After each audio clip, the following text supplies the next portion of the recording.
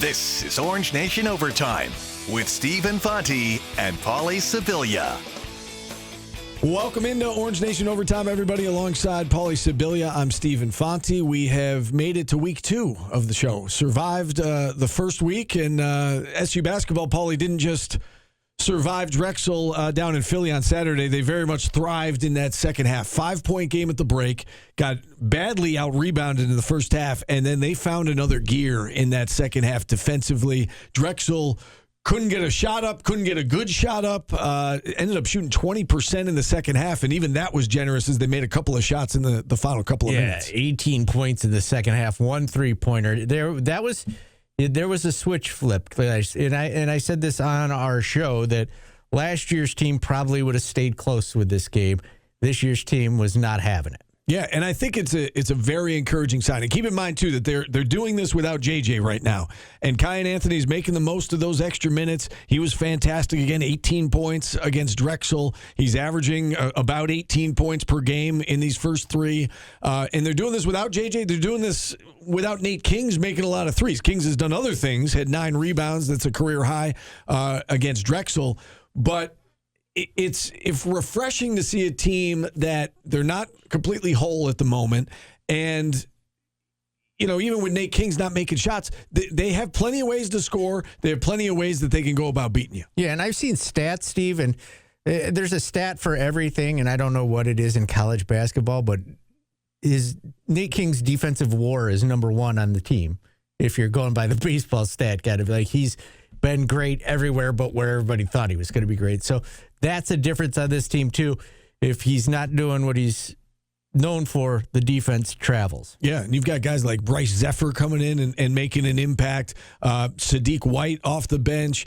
This team is deep, and I think it's okay for SU fans to get excited. I know you said on the show today that, you know, just kind of pump the brakes, and I get you. It's only 3 games in, and it's against subpar competition.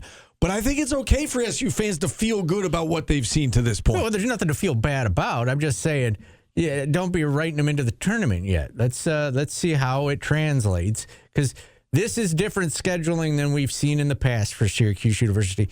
In the early 80s, we all heard cupcake, don't leave New York.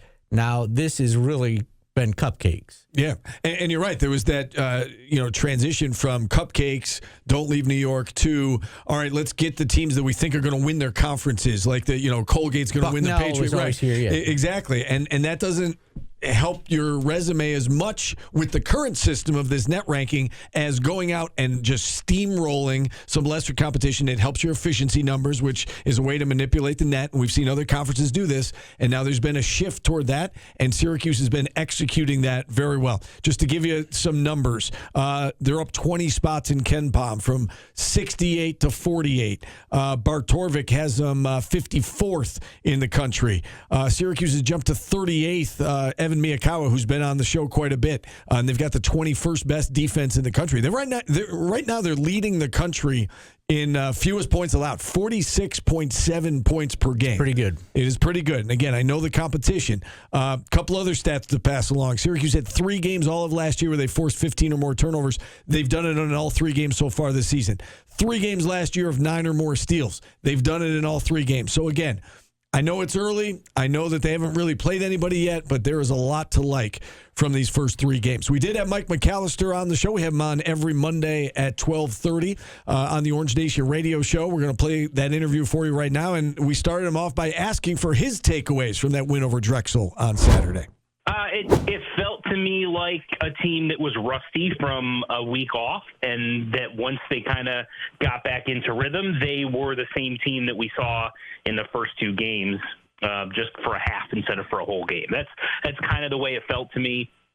They just kind of were a little bit off and out of sync in the first half, but I thought the defense was exceptional in that second half especially, and offensively they finally started to get things going a little bit more in the second half, but it just kind of reinforced what I think I've seen so far from this team, is that they have the potential to be really good defensively when they're completely focused on that end for 40 minutes, and they're still not great from an outside shooting standpoint, but looked a little bit better in this game, I thought, at times. And, yeah, just kind of more of the same, I think. And I think we're all just kind of itching to see them play some of the better teams on their schedule to see how it translates from who they played so far. Yeah, we've talked a lot about the defensive effort and the defensive performance in that second half, and really through these first three games. They've been very good defensively. Do you think that will translate against this better competition? The main reason I think it has a chance to is because of how long they are, and William Kyle having good shot blocking instincts and being able to jump out of the gym and running up and down the floor and playing with the energy that he does. Those types of things usually translate from regardless of who the opponent is. And just because of how long Syracuse is at every position, even when they bring guys off the bench, they're still long everywhere. They don't lose any of that. I think that gives Syracuse a chance to be really good defensively, even against some of the better teams that they're going to play. Now, where you're going to see a difference is some of those teams are going to be able to match up a little bit better size-wise to what Syracuse has, but the long arms and the way that they can move and the way they can switch with several guys at different positions and guard multiple positions, I think that translates. My biggest thing, I guess, that I'm curious about is when they start playing against these, the Houstons and the Kansases, and they usually have guards that have quick first steps and are really good at getting by their opponent. How does Syracuse match up with those types? Because I don't really think the teams that we've seen them play so far have those types at that level. So I'm curious to see how they can match up from a one-on-one standpoint with guys with those quick first steps and everything else. Very curious to see how that plays out. Speaking of translating to Power 4 schools, Kyan Anthony's played great, but you watched him through high school. Is what he's doing, is he capable of doing it against a Houston or a Kansas? I think so, just because of how smooth he is and how he just plays with a level of maturity, like it's someone that grew up around the game and someone who has been, taught by a future Hall of Famer. And I think that's kind of where we're at with what he is. And, I thought he'd be a good scorer and that he'd be able to contribute, but he's been much more efficient than I thought he would be. And he's been much better, I think, than you would think most freshmen would be at just letting the game come to him, not being forceful, not, getting a little bit too amped up and chucking up a bunch of bad shots.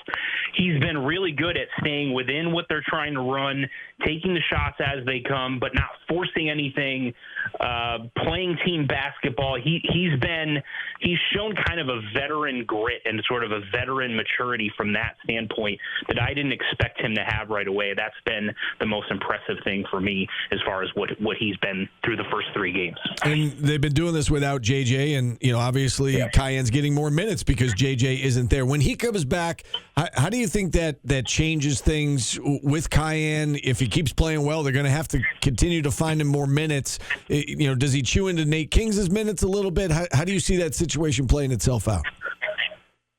Yeah, that's kind of the big question I think we have right now with this team is JJ is going to go back into the starting lineup. I don't think he gets Wally pipped here or anything like that, but I think he goes back into the starting lineup, and then what does that mean for Kyan? Is he's going to play some 2? I think he's going to play some 3. I think the other thing they could do is it might eat into Luke Fennell's minutes a little bit, because they could have JJ slide over to the 1 and have Kyan play the 2 at times. There's a lot of options I think that Red has, because I think Kyan can play at several different positions, and so they'll find ways to get him minutes. But you gotta get him on the floor. There's no question. If he keeps playing like this, especially when they get to those tougher games, if he continues to shoot the ball at a high level, it continues to show this level of maturity and patience and high basketball IQ, while also scoring at a really efficient rate. You can't keep a guy like that off the floor. I know these have been 3 subpar opponents that they've played to this point, Mike, but has your opinion of this team or the expectations for this team changed in any way after these 3 blowout wins? I'm still expecting expecting them to be a tournament team. That hasn't changed. But I think my expectations for how good they can be on the defensive end of the floor has increased a little bit. I thought they had potential to be significantly better than what they were last year, but they were really poor on that end last year. And I thought with the pieces that they had, there was potential they'd be a good defensive team, but they've been even better than I think my most orange-colored glasses would have anticipated at this point. So, yeah, I think my expectation for what they could be on that end of the floor has certainly risen a little bit, but otherwise I'm still expecting them to be a tournament team. I expect them to go down to Vegas and be competitive with Houston and Kansas and whoever else they might play, whereas last year when they were kind of in this situation and they went down and played some of these teams in the non-conference, it kind of felt like you were just hoping they wouldn't get blown out too badly. And this one, it feels like you expect them to compete and give themselves a shot to win. I know Sadiq got in foul trouble early, and so he sat most of the first half there. Are you kind of surprised by his minutes? I mean, nothing really surprises me all that much, to be honest with you, but a little bit just because I thought he's shown some flashes, and you heard all this buzz about how good he can be in the off season. But at the same time, with how well Donnie Freeman's playing and how well Tyler Betsy's playing, they've got a lot of guys on the front court that have been playing really well. And so at some point, someone's minutes have to suffer a little bit. You can't play everyone 30-plus minutes. So at the moment, he seems to be kind of I wouldn't say odd man out. I think that's too harsh, but seems to be the guy that's having his minutes reduced a little bit while everyone else plays well. But I still think he's going to play. I still think he's going to be a contributor, and I think there's going to be games where he's going to come in and give them a huge spark off the bench that they're going to need. You mentioned Luke Fennell a little earlier, and Bryce Zephyr's actually been playing a little more, and he was kind of a head-scratcher when they signed him. Do you see those two continuing to get minutes when you get into the Power 4 schedule?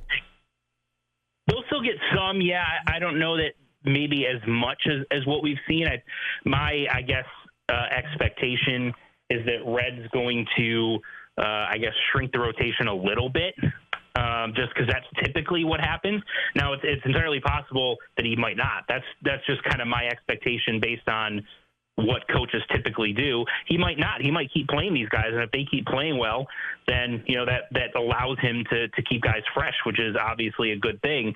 But to your point, I didn't really think that Bryce Zephyr was going to see the floor very much at all this season, and the fact that he's been out there and has played and it didn't look completely lost or anything like that. He looked like he belongs on the floor and plays well with these guys.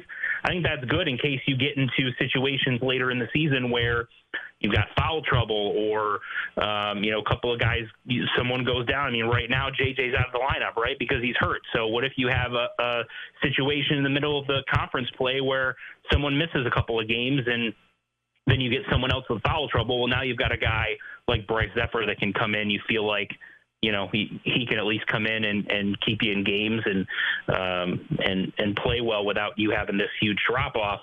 It's a credit to, I think, the coaching staff and to Alex Klein, the GM, for the scouting that they did on finding a guy like that he can come in and give him some depth and is good enough to play here. Yeah, to that point, not only has he played, he's done some good things when he's been out there. I've been impressed with the minutes that we've seen out of Bryce Zephyr. One recruiting question before we touch on football. Asher Elson has pared his list down to 4 between Syracuse, Maryland, Auburn, and Xavier. He's announcing his decision apparently on Wednesday, according to his social media. What are the chances Cuse lands him? I don't think they're going to get him just based on some things that I've been hearing. I don't know exactly where he's going, to be honest with you, but my expectation is that he will not be picking Syracuse on Wednesday. Okay. Fire somebody. Everybody, all the time. Last one, because we're running short on time here, but we got to ask you about football. Fran Brown's going to hold his press conference here in about 10 minutes from now. Is he picking the starting quarterback? Who's it going to be? How do you think he handles today's news conference, and who do you think starts on Saturday against Notre Dame? If I had to guess, I'd say he says something similar to what we've heard in previous weeks, which is we'll have to see how practice goes this week. And then maybe, Wednesday or Thursday during one of his other media appearances, he'll mention who's going to start. But I guess if I had to guess right now, I'd guess that Ricky goes out there and is the starter at Notre Dame. I think that's an awfully tough situation to put a true freshman like either Luke Carney or a Joseph Filardi in, going to play against a team of that caliber on the road in that type of environment. So it might be the Ricky Collins show for another week, and then if you get through that, then maybe depending on what Ricky's performance is, if he goes out and plays well and surprises people, then hey, maybe he gets the final start against Boston College. If he has another game where he struggles and the offense is unable to move the ball, then perhaps you turn it over to a Joseph Filardi for the last game of the season. Real quick, Mike, we got about 20 seconds left here. Calvin Russell, I know that he kind of reaffirmed his commitment on social media and in a recent interview. Do you expect him to actually sign on December 3rd? I do. I expect him to sign. I think a vast majority of Syracuse's recruiting class will. We know that Cameron Wilson was at Florida State this past weekend, so there's a couple of guys we're monitoring, but he's not someone that I currently have on Flip Watch. Again, that was Mike McAllister. We hear from him every Monday at 12:30 on the Orange Nation radio show. We see him on the Orange Nation TV show quite a bit during football season as well. One more of these tune-up games, if you will, before the trip out to Las Vegas. Syracuse has Monmouth tomorrow inside the Dome. Late game start. It's a 9 o'clock tip inside the Dome. And then the wait is over. We finally get to see them play Houston, Kansas, and then an opponent to be determined in that third game in Vegas before returning home to take on Tennessee. What are your expectations? Have your expectations changed at all for this Vegas trip based on what you've seen? I think they will be more competitive with Kansas than I had expected. Houston, we'll see if the defense is as good as it's been against Power 4 schools, it's going to be a rock fight of a game. We might be seeing the 60s for both teams. And then the third game, if you can come out of there with one win, things are looking up for you. You've got a quad one win probably on your schedule. Yeah, Houston, by the way, just beat Auburn, and they've looked very good. They're number one, number two in a lot of the metrics out there, right? I believe they're number two in Ken Pom at the moment, number one in several other rankings. They are as good as it gets, and this will be a good litmus test for the Orange. I got to ask you a question, Steve, now that I think about it. Monmouth coming with King Rice, right? Yep. Did you play against King Rice when he came to OCC and played Bishop? I saw the game. I did too. He's a little bit older than me, so I wasn't quite in high school yet. I believe I was in 8th grade for that game. You weren't on varsity yet? No, I played varsity as a freshman, so I think I was either in 7th or 8th grade. He's a couple years older than me. But obviously he was a fantastic player, and we followed his career from playing in Binghamton and then going to North Carolina, and he's got, from what I understand, he's got a team that he really likes this year. They just had Seton Hall down 7 at the half. Seton Hall came back and won that game, but this is a decent Monmouth team. I said this over the weekend. I think Drexel was the best team that Syracuse had faced yet. I think Monmouth will be the best team that Syracuse faced yet, and they're slowly ramping up to, again, they're going to see the number one ranked team in the country, the best team in the country, arguably, next week when they take on Houston out in Las Vegas. We did talk a little football on the show today as well. The team back from a bye week. I know you're thrilled to talk football, 2 games left and not a lot to play for. Fran Brown has been hesitant to talk about next year and talk about the youth movement. He wasn't so hesitant today. He pointed out the fact that they played 20 freshmen in this last game before the bye week against Miami. 17 of those were true freshmen.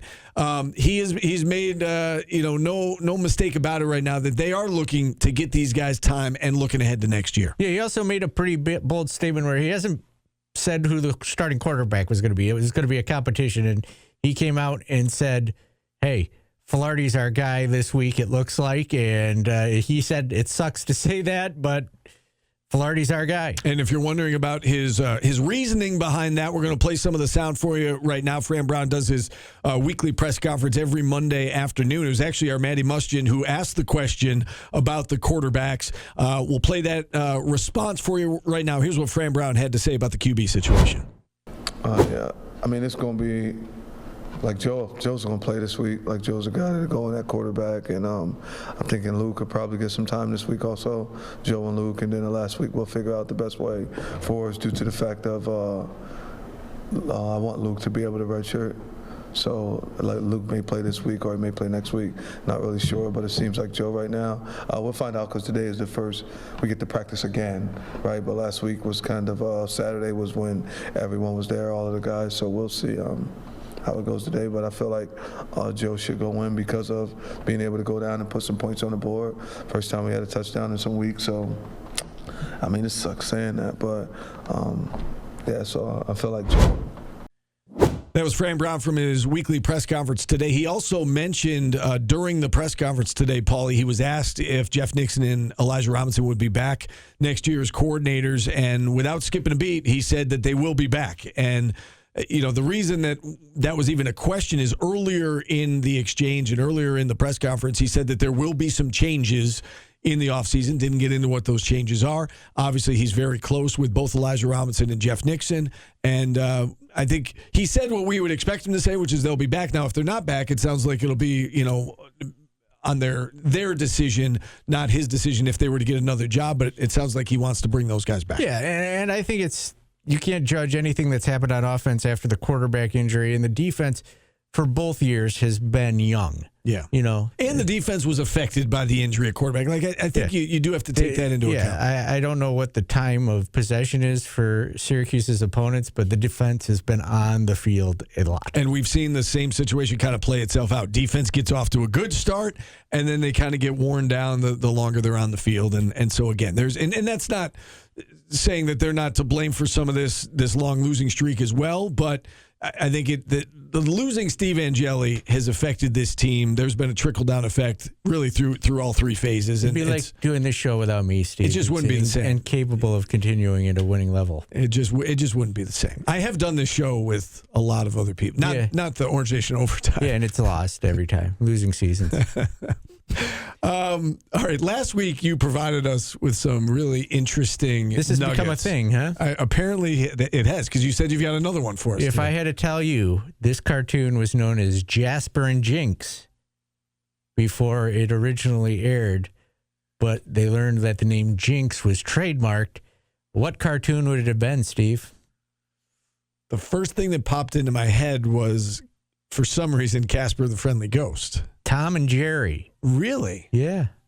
Jasper and Jinx.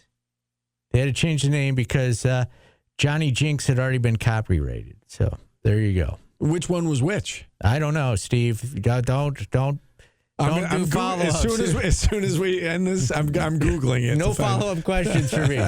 No further questions. All right. We are out of time for our Monday edition of Orange Nation Overtime. Right? Jasper would be Tom. I don't know why. And then Jinx, because it goes in that order. Oh, well, not necessarily. I mean, I guess. I think Jasper and Jinx would be the mouse. And probably. That's what I assumed. Because he was into hijinks. Okay. That's what I assume. I'm going to Google to see if you're right. Okay. Now you can close this out. We do have to go. For Paulie, I'm Steve. Thanks for listening, everybody. We'll talk to you guys again tomorrow.